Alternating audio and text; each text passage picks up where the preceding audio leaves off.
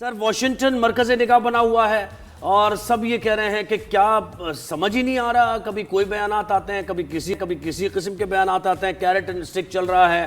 آپ کچھ واضح کر پائیں گے کہ کیا ہو رہا ہے اس وقت؟ تھنک ٹینکس کیا سوچ رہے ہیں؟ جی اس وقت سب لوگ اسی مخمصے کا شکار ہیں کہ ہونے کیا جا رہا ہے، کیونکہ دیکھیے جنگ شروع کرنے کا فیصلہ صدر ٹرمپ کا تھا. ان کے بقول وہ کہتے ہیں کہ انہیں کسی نے مجبور نہیں کیا، انہوں نے اپنی مرضی و منشا سے ایران کے خلاف جنگ کا آغاز کیا.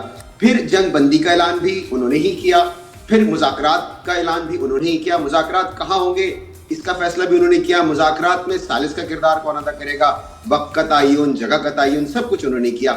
اور پھر اس کے بعد جب مذاکرات بالکل ایسا لگ رہا تھا کہ the i's are dotted and the t's are crossed, سب کچھ طے ہے، اب صرف معاہدے پہ دستخط ہونے ہیں، تو ایسے میں پھر ان کی طرف سے بلاکیڈ کا اعلان آ گیا.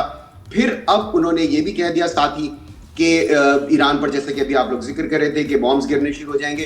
تو جو یہاں پر تھنک ٹینکس کی آپ بات کریں یا جو مبصرین کی، میڈیا کی، وہی کہہ رہے ہیں کہ اگر فرض کریں صدر ٹرمپ کے ذہن میں یہ سینیریو ہے بھی، ورسٹ کیس سینیریو یہ ہے کہ اگر ایران ڈیل پر آمادہ نہیں ہوتا تو وہ حملہ دوبارہ سے شروع کر دیں گے. تو یہ بات سفارتی ذرائع سے ایران کو کہلوائی جا سکتی تھی. پبلک پوسچرنگ کی ضرورت نہیں تھی، کیونکہ جب پبلک پوسچرنگ ایک طرف سے ہوتی ہے تو ظاہر اٹس کنٹیجس، پھر وہ کیچ آن کرتی ہے، دوسری سائڈ بھی پھر اس کو لے کے آگے چلتی ہے.